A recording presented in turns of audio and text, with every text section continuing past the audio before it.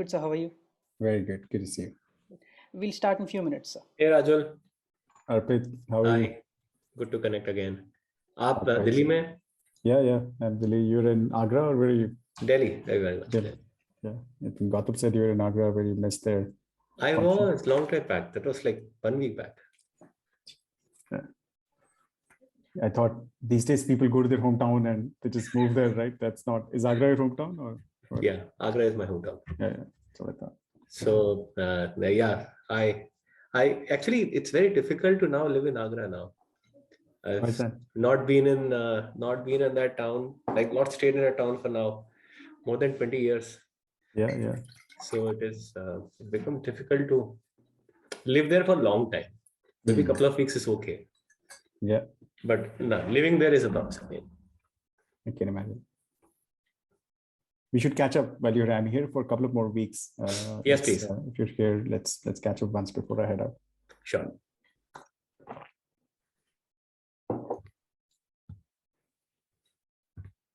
Where do you work out of? Do you work from home or where do you these days? You have an office. If you want to come over, please. Panchil Park. Panchil Park. Okay. Yeah, I can come down. It's close by. Please come. Please come. Yeah, You can use this a lot of space. Hmm. Good Wi-Fi, good chai and coffee. Awesome. And also poha on the house. Done. You like that's more than enough incentive. and company sometimes Sajid, sometimes mine. So Perfect. Yeah. Please come over. Will do.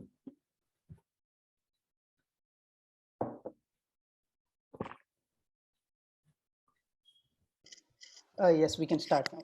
Good evening, everyone. I'm Sai Sandeep, an MBA student from IIT Bombay, and I'll be your host for this session. We are honored to have Rajul Garg sir with us here at eConclave. Welcome, sir. Thank you. Rajul sir is a co-founder and managing partner at Leo Capital Holdings, which is a venture capital fund investing in early stage tech-centric opportunities. He also serves as a board member at Knowlarity, Lambda Test, and Shiros, and previously has served as board member and advisor at Edureka. Rajul sir co-founded Global Logic, which was later sold to Apex Partners. He also consulted with top-tier venture capital firms such as Sequoia Capital, Avishkar, where he got exposed to the education sector. Sir is a computer science graduate from IIT Delhi, and upon completion of his undergraduate education, he founded Pine Labs, a leader in Indian market credit card transactions, whose POS machines are very much visible to everyone. Apart from being an entrepreneur and one of the top 10 early stage investors of the country, Sir is an active mentor to several startups and a participant in several industry bodies such as NASSCOM, IIT Mentors, etc. We also have with us Arpit Agrawal sir, who will be moderating this session. Sir is currently the director of Bloom Ventures, where he leads deep tech, healthcare, mobility, and logistics investments. Sir manages companies like Cashify, Spinny, Milk Basket, and among many others. Sir has previously founded Head Start Network Foundation, India's largest network for startups and ecosystem enablers. And Sir did his engineering from NIT Trichy and MBA from IIT Bombay. Welcome back, sir. Without further ado, I would like to hand over the reins to you. Thank you.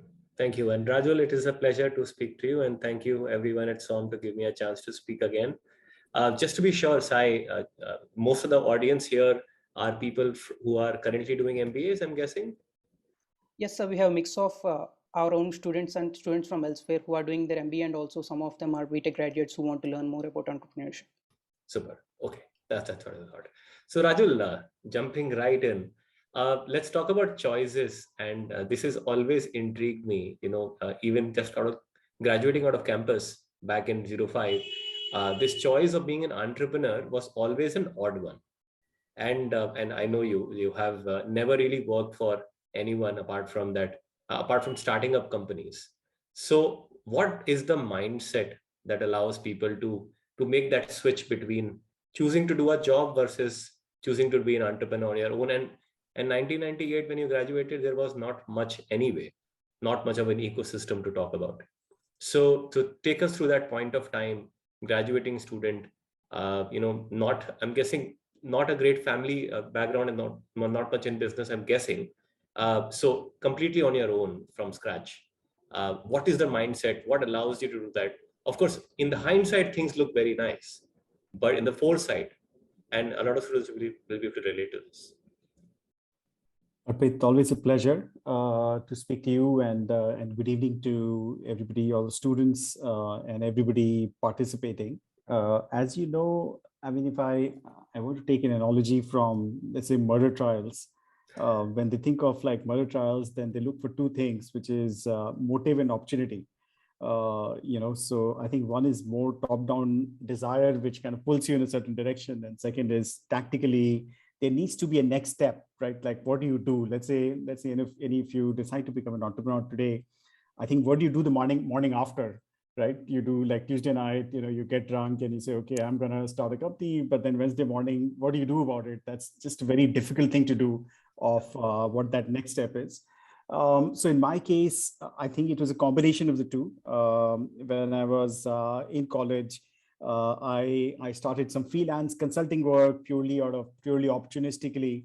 There was a cousin of mine. He wanted to get some software written, and he happened to work for Schlumberger. So I got into that, and one thing started leading to another. It was still very small, but I could see the next step. I could see that, okay, if I just carry on, I can make some money, I can, pay for myself and things like that, which is a huge, I think, a huge thing. Secondly, there's definitely a desire. And I think since you referred to the mindset, I think now that we've seen so many entrepreneurs over years and also had an opportunity to observe my own self from the past, I would say it's really that value creation mindset more than anything else. A little bit risk taking which results in value creation. I think entrepreneurs for most part that I know are beings who are looking forward, looking to create new value, solve problems, and are willing to stake today's wealth or today's opportunity on that in terms of a job or something like that. So I had that, and also I think we don't realize, but the opportunity cost in those years was quite low. Like our average salary out of college was 2 lakh rupees a year. TCS used to hire most of the people and things like that. So I thought, I can make that. I mean, doesn't feel that hard, to do some work and, make 2-3 lakh rupees a year, which happened to be true. So I think the opportunity was there. Next step was kind of visible, but the desire was definitely there to do something, value creation and, not get bogged down by a very, regular job sometimes, which can be, right out of college and things like that. So I think that's what led to that. I wish I had a more visionary story to tell you, but I think that's what happened. Yeah. Thank you for Rajul, honest as always. And this is another thing that I've always admired about you. I've asked you questions and you've always given the most honest answer at that point of time. So thank you. Thank you for doing that. Just taking it one step deeper, and now from the point of time you graduated, which is what, 23 years back, and now that you are thinking about, you support so many entrepreneurs, ecosystem has grown, it has become very large, it has become quite fashionable to do a startup. What is how has it changed for a graduating student, in your opinion? And how are the choices now different? Of course, there are many more choices, but how are they different if you look back? So it's a sea change. I think, especially in the last 23 years, I would say it's nothing short of dramatic. I would say even in the last 5 or 6 years, it's been quite dramatic. You don't even have to go all the way back to 23 years. I think even if you go back, 6, 8 years, 10 years, you will see a dramatic change. I think one is that, when we're in college, I think we all tend to follow our seniors and we tend to look for role models, right? Because we can relate to those people. Okay, this guy is like 6 years my senior. He came out of the same stable, so if he or she can do it, then I can also do it. So I think when I graduated, there weren't that many role models like that. You don't really see people who have built businesses from scratch. There were a few, but from the 80s, but very few, not from my batch or from my 4 years at college. I didn't know anybody, who had done these kind of things. Chances are today, if you're graduating, you will see a lot more people. Your immediate seniors, your seniors few years ahead of you, 5-6 years. And A, you can relate to them a little bit more. B, you also have that mentorship available that you can go out and, LinkedIn is all pervasive. You can pretty much reach out to anybody and they can help you. You can ideate. And generally, people are willing to give you time of the day. to discuss your idea and help you. So I think that itself is a very big factor. Just it increases your own confidence to be able to become an entrepreneur or do something entrepreneurial. So that's, I think, a big one. Second, I think the big one, which is obvious, is just the capital availability has dramatically changed, right? I mean, in our time when I graduated, I had never even heard of the term venture capital, and I think the people who were doing venture capital were people like ICICI Bank. I know Info Edge raised money from ICICI Capital in 2000, 2001, and they were one or two firms here and there who were doing some sort of investments. Today, it's just crazy. I mean, it was. I think the whole environment has built up to a point of a crescendo. Today, I mean, this, as much as I do. I mean, this year, particularly now, if it was like going like this, it's been like a further inflection point, like this year specifically, where literally everything, the capital 40 unicorns and so on. And at the early stages, capital early stage also, widely available, right? Widely because available, people have made money, angels are investing, early stage funds like you and us are investing, late stage funds are investing. So that also de-risks the entrepreneur significantly. I mean, there are a lot of people willing to stake small amounts of capital. I mean, they're not small in absolute terms, but in relative terms, a few crore is far more available today than it was even 5 years back. So I think those two, I would say. And the third, I would say, just for the sake of completion, is that the macro Indian infrastructure is much more ready today also to support entrepreneurs, especially if you're a digital entrepreneur. You can build a brand and sell it on Flipkart and Meesho and Amazon today. And these platforms were just not there, until 5-7 years back, even, where you could hit enough volumes. The telephony infrastructure has gotten better, the internet infrastructure, there are a lot more internet users, businesses are digitizing that much more. So when you put it all together, fintech, logistics, so you take any sector and the pace of digitization is accelerated. And that creates new opportunities for everyone. You find new holes that you can plug yourself into and create business. I think these three, in some sense, in my view, create that perfect storm of opportunity where you can become an entrepreneur far more easier than you can. So if you were to start up again, suppose you are graduating this year, or maybe your kids will be graduating soon, when they will choose this option, you are saying that it is far easier to choose to be an entrepreneur. Even though you of course know that the starting salaries have also gone up much higher, and the logic becomes weaker, because in a couple of years you may not make as much money as you may make as a job. So even then you are saying that it is easier to start up today. It's definitely easier, no doubt about it. I think the other thing, even though your opportunity cost is higher, but your actual costs are pretty low. I mean, as a new grad, how much money do you need to survive? So you can get by with very minimal amount of things for a few years. And the other thing is that the stigma has reduced, I think, of failure. So if you try something for 2 or 3 years and let's say it doesn't work, it's not the end of the day. You can find a job, or I would say that a lot of other entrepreneurial companies will probably favor that experience, the fact that you tried and failed. So there are plenty of jobs like that, or you could join larger corporates or go for further education or what have you. So it's not the end of the life. If you tried something for 2-3 years and let's say it didn't work to your expectation, then I think that's still time well spent and good experience earned. Interesting. You touched upon briefly about presence of role models. Why are role models important? And one thing that if I were to go back and advise to the graduating students, I would advise them to meet a lot more people who are far senior than they are, so that they have a lot more grounding about how life is about, as compared to plus minus 2 years, which is what most people end up doing. And this is where the role models come in. I'm curious to know, and from your perspective, why are role models important, and what can one do to learn more about the models than broadly what media says? Because media will tend to paint a very biased picture about, maybe glorious picture, maybe positive or negative picture mostly, but one side view.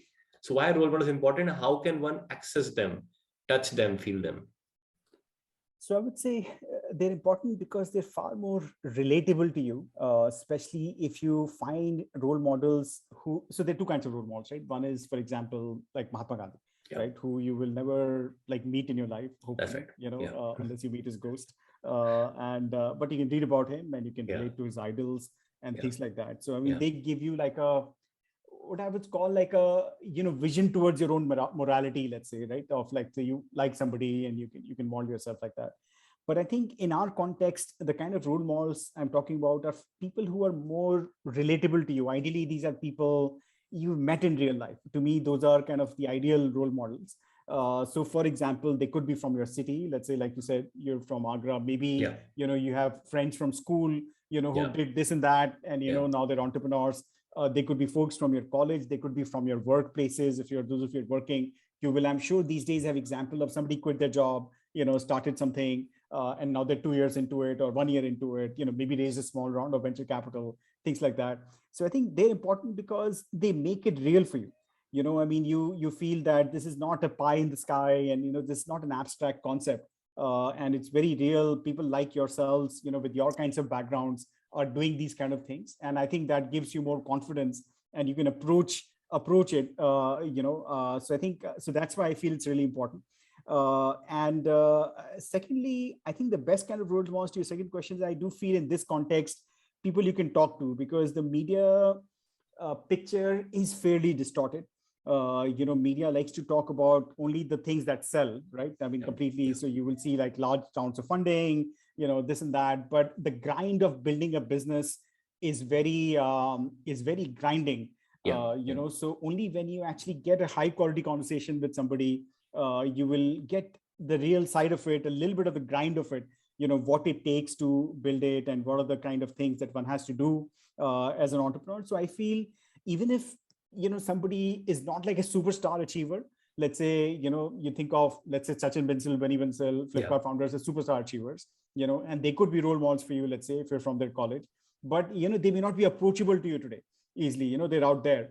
But, for example, we have a company, we have so many companies now, which are 2016, 17 graduates, these are kids, relatively speaking. I'm 98, right? I mean, kids, and Yeah. they're very much approachable, but they're maybe just a couple of years ahead of you.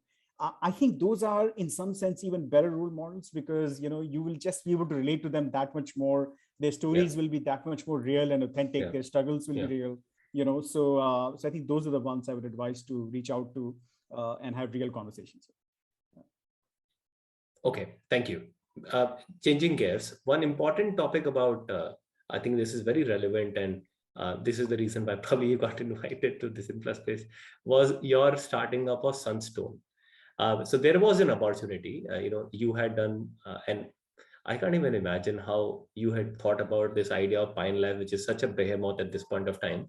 But back in '98, but sure, it happened. Then Global Logic happened, which felt more, like the natural progression where the IT services was. But how did Sunstone happen?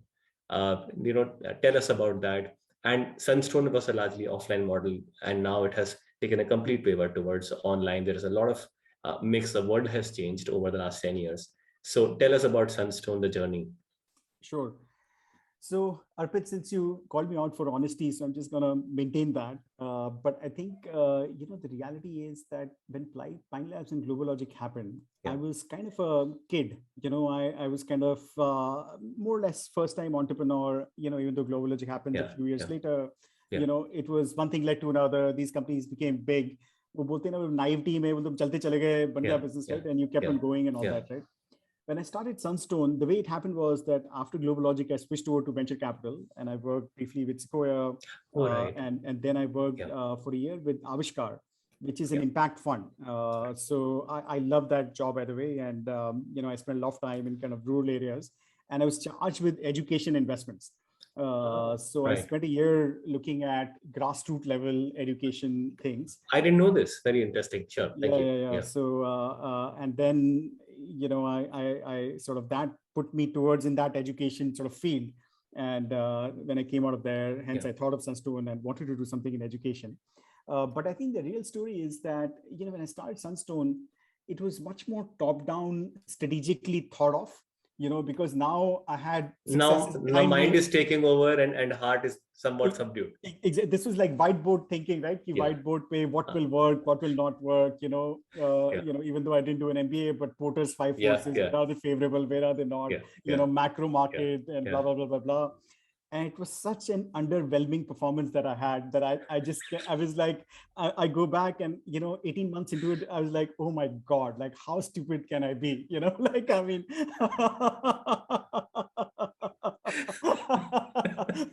so, I mean, this time I didn't even have any excuse because, you're like, you have money, you have success, your experience, people looking at you. I mean, as finally as Global, like, who cared if people feel like nobody knew, right, what you're doing? It was just totally random successes. But this was much more thought of. This is really, really underwhelming. How we went Was it about it. hard? Was it hard to do this after having quote unquote successes behind you? Because the Was hard. expectation was much higher. I think the hard was because of the stupidities that I got caught in my own ego. And, it's like, the thing is that it's like, if you're like even if you're Sachin Tendulkar, right, you start a new match, you humbly start, right, score a few zeros, singles, this and that, right? But I think I just got caught that for a moment of time, I thought I know this, right? So let me sort of figure it out and I'll do it my way and things like that. And I think didn't listen to the market enough.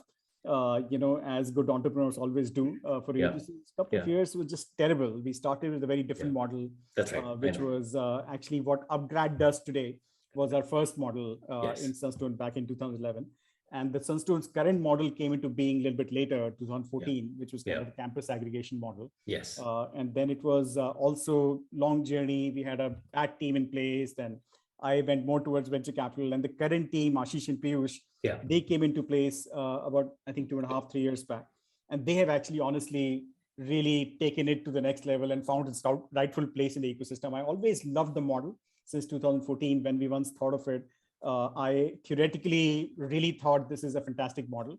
But we, earlier we executed poorly, then other thing happened, and this and that. But finally, I'm really, really happy. So I think it's this is success hard earned, to be honest. I think much harder than, in some sense, Pine Labs and Global Logic, ironically. But very, very proud of it, and I do think the business has a lot of legs, and hopefully it should keep going. Rajul, thank you. Can't get more honest than this, and really thank you for keeping up the promise. For everyone who's listening, it is not common for people to talk about their hard-earned successes and scars and bruises. So please throw in your questions on the chat window in front of you, or I don't know if Q&A is, no, chat is available. Please throw in your questions. Please feel free to ask. I will try to weave into my conversation. We are almost done with my set of questions. And I want to keep it open as long as we can for the question and answers. Rajul, talk about venture capital, right? So venture capital as an idea is very exciting for people on the other side. As an entrepreneur, the idea that you can create, sometimes it feels a lot powerful, especially back in 08 or 2010, it will feel very powerful that I can make people, I can make choices. And now, venture capital is a broad idea, which is very exciting as an entrepreneur. And now venture capital is a business.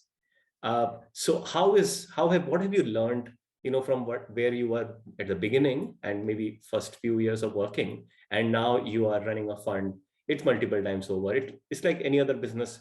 You and I were both fully aware of that. So how has it changed? What has changed in your approach and your outlook towards it? So just a couple of lines on venture capital itself, of what the business is, because many times people don't completely get it, right? So I think a lot of people still think that, Arpit or I, this is our own money, and then we dip into our pockets and, we write these large checks and things like that. Unfortunately, it's not the case. So we actually raise money, just like entrepreneurs do. And our investors are called limited partners, LPs. So we would go, to wealthy individuals, foundations, global investors, and raise a pool of money. So you would see like a fund is, for example, $100 million fund. So that means that they've raised this $100 million to invest into ideas. So we are actually, for most part, managing other people's money. So in that sense, it falls under that mutual fund or any form of pooled money management kind of business. It's the same sort of asset class. But what we invest into is different. Obviously, we're investing into early stage companies. They're illiquid, you have to hold them for many years and value create and things like that. So, so that's the nature of the business. Now, the business itself is actually, I would say, logged at the hip with the cycles of the entrepreneurship cycles, right? So I think venture capital business, I would say, is about 50 years old now. It started in mid 70s, Yeah. and things like that. But it's also really fast changing, especially in the last 5 years, and especially in a country like India, Yeah.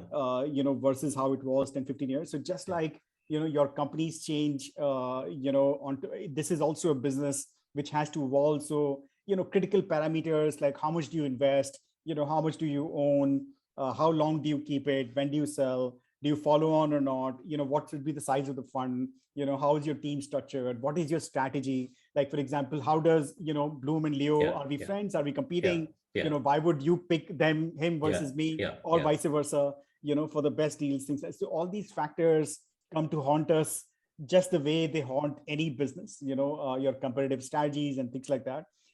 And I think because the market has grown and grown in a country like India, so it has become a real business where, like, there are tens of venture capital funds now in India versus maybe there were a few, like 5 years back, 10 years back, who were doing any kind of deals.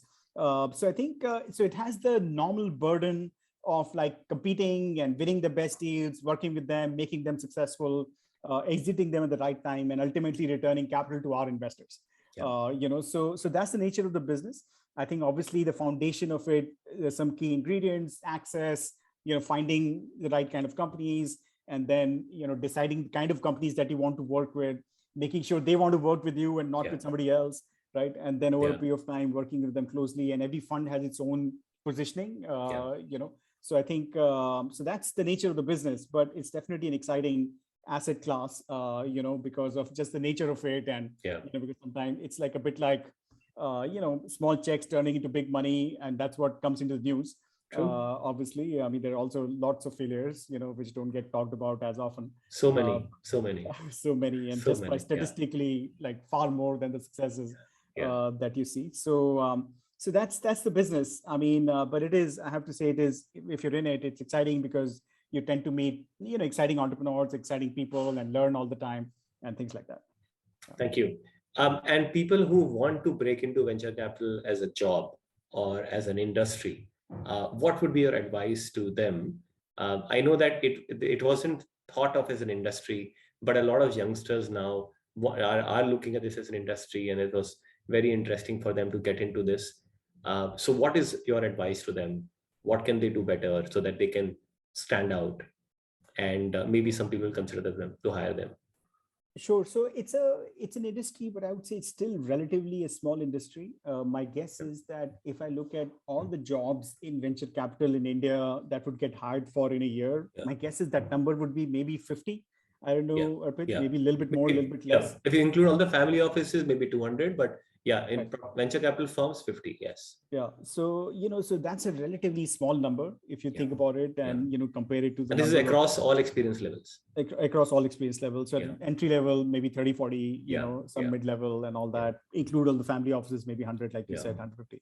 So, so the demand is relatively less just by the nature of the business itself, right? Because you have large capital leverage. So venture firms are not very large, even like the biggest venture firm, like a Sequoia, which manages billions of dollars, like 150 people all in, which is a lot of a back office. They've been around for 15 years and things like that. So I think the way to go about it, I suppose, is again, one, to build up your resume towards entrepreneurship a little bit, which would mean when you're in college, reading more about the industry, talking more to entrepreneurs, having friends.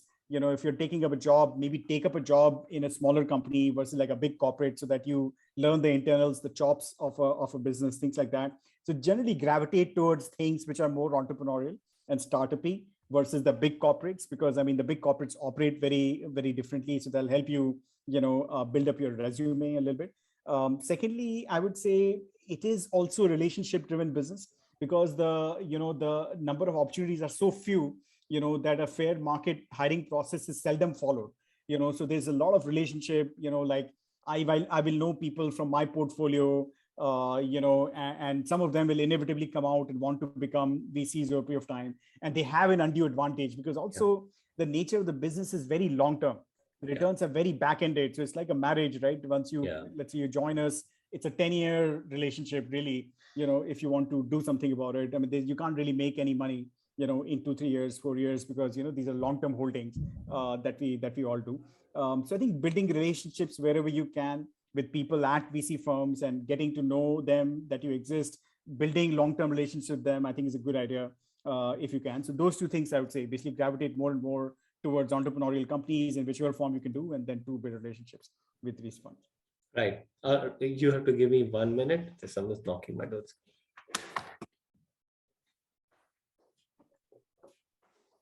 Hey, Adnan, in a level, I'll come back to you. I'll call you. You want to come? Please come. Check. Sure. Sorry, I'm back.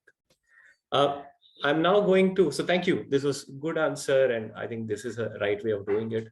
People should be in touch with people who matter. And I think venture capital continues to be an industry where someone has to work through the network, and network has to, therefore reputation will always precede you to go ahead. So that always is very good. There are a bunch of questions on the chat, Rajul. I'm just picking up a few and weaving them in. From the perspective of a very early stage company, you're talking about how the, and a person who's just graduating, what is your advice to them, and what case will you make, and keep it short, what case will you make for a graduating student to go and build and maybe start up? Like, why is it, how can they think about it? And if there are a couple of pieces of advice you leave them with. If you start a startup right after graduating, your costs of survival are very low. So your cost of making mistakes is very low. You're young, you're in your early 20s, you're generally not married, have kids, things like that. So, you're not taking on a lot of liability. You also have an open mind. I think you're a better learner. You're still in the learning mode, so hopefully you can learn more. So while, you may lose a year or two getting into something, but the cost of that year or two is not very high versus, let's say, when you start at 35 or 40, when you have kids and things like that. So it's definitely superior when you start early. It may not be right after graduating, it'd be a year or two after graduating, depending on your circumstances and things like that. Yeah. But I think those are the reasons why it becomes favorable, if you start pretty early in the first few years just after graduating. Okay, got it. Secondly, when you look at an early stage startup, what kind of mentors are good mentors, and what kind of people should one surround themselves with when they are starting up? So like said earlier, there's a combination of mentors. Some are ones that you can relate to. So these could be people you can touch and feel, you can talk to. They may not have been super successful, but maybe they're a couple of years ahead of you, gone down the path, achieved some degree of success or failure, but gained some valuable experiences. I think that's one category. As you go along your career, there are also functional mentors. Some people, who are in tech, for example, may seek out tech mentors. If you see yourself as a marketeer, you may seek a marketing mentor, somebody who's done that before, things like that. So over years, I have tried to cultivate mentors in all kinds of different things. Some are more leadership oriented, some are more inspiration oriented, some are sort of more, functional oriented and things like that. But starting out, I would say the most useful for the ones for you that you can approach and have real conversations with and are a couple of years ahead of you. Yeah. Thank you.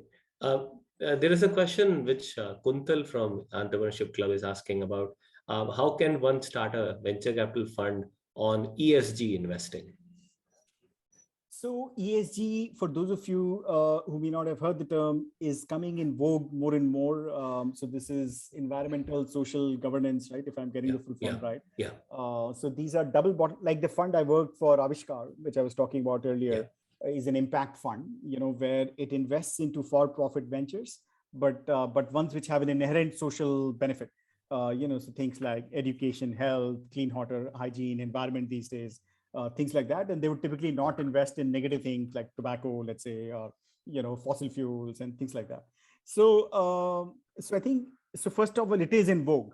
So there is a lot of money out there which wants to go into ESG type of funds, versus hardcore commercial funds, which are only seeking returns. But the way to go about it is like any other fund. I mean, a fund is a marketplace, two-sided marketplace, right? On one side, you need money, that you can invest. On the other side, you need companies that you can invest into. so you need both at some point of time, right? So I mean, you need access to a certain kind of portfolio, and then you need access to money, and both of them you have to simultaneously work on one way or the other. And I think if you're doing an ESG fund, then you have to chase that kind of money. So for example, there are European endowments and family offices, for example, who like to invest in ESG. You have to discover them, make connect with them, pitch to them over a period of time, build your credibility on the other side. So I mean, it's a I mean, I wouldn't say it's the simplest thing in the world. It'll take a few years, but people have done it. Yeah. Super. Thank you. And there is a question about what is the alternative to venture funding? Again, from Kunal. So customer revenue is the best alternative to venture funding. I mean, you can, whatever goods and services you have, you can sell them in the market and your customers will pay you. I think remember, like until 10 years back, that's how all the businesses were built. I think even today, I would say 95% of the businesses are built like that, where people just survive organically on customer revenue. But other sources of capital other than venture capital, like if you're looking for equity financing, there's strategic capital these days. So for example, if you look at something like an Ether, which is a scooter they raised from Hero Group, for some domain knowledge and, both money and expertise. So there is traditional family office businesses which have started investing in early stage businesses in their domains. For the most part, that's one source we're seeing a little bit more. There are individuals, what is called angel investing, right? So I think that population has exploded, I would say. So these are people who are individually putting in their own money, and now there are platforms like Let's Venture, AngelList, which also facilitate aggregation of these angels. You can go there and apply, and if your plan is good, people can speak to you and you can raise funding. So those probably are some other ways. There's also, when you grow bigger, debt financing, that you can raise debt, venture debt, or different forms of leverage. But I think very early, I think angel is the most common, other than VCs that we see. Thank you. Raju, let's talk about building a startup. And I have a packet of questions here. When you are looking to do a startup, there are multiple aspects. Number one aspect, as you know fully, and this is what every one of us advises our founders, is to build a very good team. So, suppose you're an MBA graduate or a BTech graduate, what would you do to build, quote unquote, a good team? And apart from the skills, how will you figure out whether this person is the right fit for my team as a co-founding team or a initial team or core team that you can think about? Let's speak briefly both about skills and traits. I think you're asking about traits, and traits, it's again because startup building is such a long-term business. I mean, the journey is at the minimum 5-6 years if you're successful, in more commonly 10, 12, 15 years, that you're working together when you're doing a startup. So it is like marriage, I mean, it has the same, I would even say even more, because how much time do you spend with your spouse? I mean, with your co-founder, you actually spend much more time. When you're in office, it's actually even more serious than marriage. So I think in that sense, compatibility and the fact that you guys can work together, there is a sense of common purpose, joy, camaraderie, and some element of fun, I feel is extremely important. And we've seen these days, by the way, because this is the speed dating age, right? So I mean, I think founders also come together, and all VCs have seen plenty of founder divorces now by this time. Somebody's been investing for 5-10 years. We've all seen, and that's huge value destruction, right? For everybody, for investors, but for founders themselves, both emotionally, financially, it's very draining. So I think traits, and hence I think many founders are friends from college. For people again, that you've known for a little bit, you didn't just meet. I think there is value to some longevity, that these people for 2-3 years, maybe they're colleagues from a job, or your college friends, or neighborhood friends, people that you just know more, have spent more time with, versus people that you've just met. I think that's on the trade side. But the skill side is also important, that a team is well formed. If you cover more bases, one is more commercial, maybe go to market. One is more, let's say, technical, maybe one is more operational. I mean, those are 3 big bases, let's say, right? Technology, operations, and commercial go to market, right? So I think if you can cover some of these between the founding team, that becomes an advantage. You can get a lot more done without having to rely on hiring employees very early in the game and things like that. So I think skills are also important, but traits are in some sense more important, because they can lead to explosions, and they happen. Okay. Continue with the same thought. How does one find the first investor? What are they looking for? And how can you pitch the idea? What improves your chance of success of raising your? I'm guessing the first round will be an angel funding. So how will you improve it? What? And you have been an angel investor for a long time, Rajul. So how do you improve those chances? How do you build this up? What is the right way of pitching? So I think if you like divide the pitching into different parts, then one is just the access itself, right? Who do you go to? I would say the access has become a lot easier today because I think all angels themselves are quite visible and they're quite responsive. Like even if you write to them cold, I've seen Yeah. people are quite responsive, Yeah. and they look through the presentations and materials themselves, and if it Yeah. fits, they very quickly give you calls and things like that. So I think access is a lot easier. I would say if you follow some basic websites, right? Like if you look at, let's say, vccircle.com, or if you look at, Your Story, for example, Inc. 42. I think if you just read through these three and you browse through 3 months of, let's say, articles recent, and you make an Excel, my guess is you can make an Excel of 50 angels, let's say, right? Yeah. And you can actually, if you put in a little bit more work, you can easily segment them into sector, stage, get a sense of what they're investing in and things like that. I think if you put some more effort, chances are that you'll be able to find some warm introductions to them. For example, they could have a portfolio company that could be a friend of yours, or second degree connect to you. So if you're uncomfortable even putting a cold email, it's not too hard to find a warm introduction as well, which I think if you can, you should. But even if you can't, then even cold is fine. So I think this little bit of homework of just approaching the people is the first step, and it's just not very hard. I think you can do it, within a week if you just put your time to it and mind to it, and just be disciplined about it. You can get through it. The second step is obviously what you pitch. And I think there's a lot of material available around online. What is a good pitch? Early age, it depends a lot on the business itself. Whether you're doing consumer brands or B2B or fintech or logistics, each of these businesses have their own characteristics and how you look at them. I mean, the science is around things like market sizing, some zero to win tactics, team. I think those are the 2-3 top level things that people want to cover at a very, very early stage. But I think the more work you put into it, you come across obviously more informed about it and more legit about it as you make your material. So I think you go about that. It is a process. I think it takes time, even in the today's market. I would say if you're starting cold, you should provide for a few months, maybe 6 months as you start. And it is an iterative process as well. So as you meet more people, pitch to more people, you will improve yourself.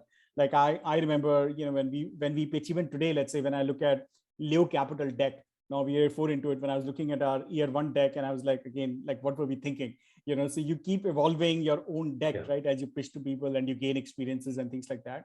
So I think the best way is to not be in a room, I would say, meet a lot of people, get feedback from fellow entrepreneurs, mentors, like I said, some real investors, and keep building these relationships. Don't be disheartened if you get said no to, work on that feedback, go back, in a month or two and think of it as a process. And I do think you have a pretty good shot these days, given the number of investors around, if you keep at it to raise angel funding and seed funding. Thank you. Thank you. Perfect, Rajul. The one next question in the same line is, entrepreneurship is a hard journey. We have all been through it. It is a hard journey. There are days that you don't feel like getting out of your bed, and there's so much cost of it on the mental health side. So many entrepreneurs, are depressed, for example, and now articles are being written about them. How does one make sure that you are able to recover faster? Is there a cheat code that you have? You've been entrepreneur multiple times, Raju, still an entrepreneur. How do you recover faster? How do you get off your losses very quickly, and maybe pull yourself together and fight another day? So this is a tough one. I think, Arpit, and I think it's so personal as well. I think to every individual, but generally entrepreneurs who are succeeding are more optimistic and positively inclined than the ones who are not. I mean, if you are by nature a person who's a worrier, right? You worry a lot around things around you, or Not a warrior, but a warrior. not a warrior, right? Or let's say, I used to have I used to have somebody who was just a whiny co-founder, like who was Yeah. just like whine about every little thing and always look at the negative side, things like that. You should really think if this is really something for you, because things do go wrong. And I think you do need that internal energy, to keep you going. I mean, it's inevitable, over a journey of a few years, there will certainly be times, however good you start, where things will just not go your way. Again, I will use an analogy from cricket. All good cricketers go through lean patches, terrible lean patches, right? And I'm sure they do the same thing. I mean, they go to coaches, mentors, try to correct their stance a little bit, do this and that, but more importantly, just keep themselves motivated, because it's easy to give up, right? You say, it's never going to happen, right? And you go back. So I think one is just surrounding yourself with people who are a little bit more positive and optimistic, even if slightly on the foolish naivety side, versus on the rational versus on the rational side. I since this is a class full of MBAs, I do think MBAs have a disadvantage in many ways. I think because you study so much about business, and we have seen this, right? And I think a lot of MBAs overthink business. I think they apply, and I did this when I started Sunstone, as giving an example, because by that time I thought I knew. And I think knowledge is the enemy of innovation in this case, in some sense. So I think you have to take your knowledge lightly, and really learn from the market more than anything else when you're an entrepreneur.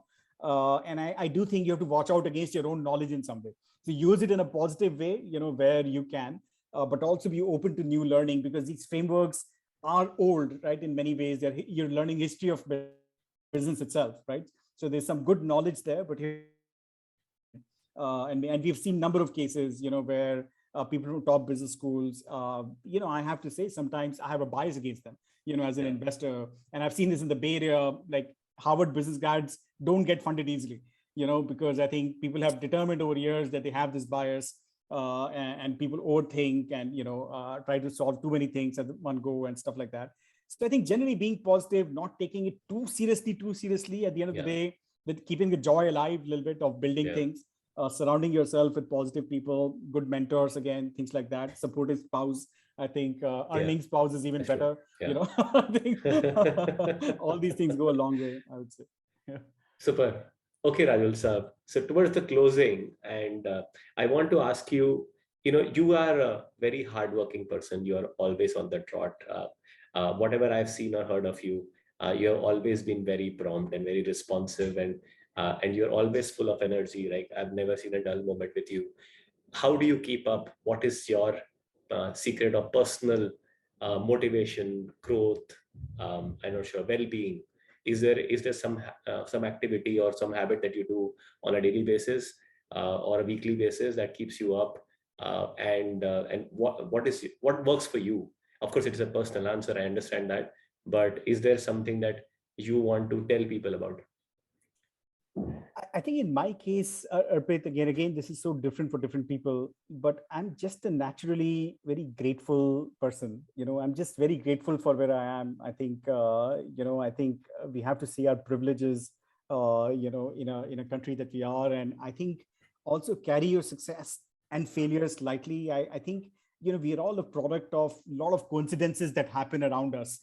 I think it's very egoistic to think that, we did something, or something, only we did, and we're such a hero and things like that. So I think if you carry your successes hard, then you'll carry your weaknesses, your failures also very hard. So generally I'm a little bit more,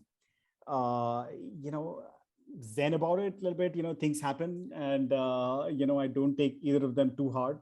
I don't know how you're beginning to look like a Buddha as well.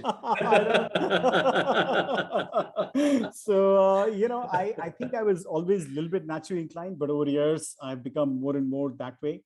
I mean, I do think health is really, really important, I would say. I see it's very, very common for early stage entrepreneurs to gain weight.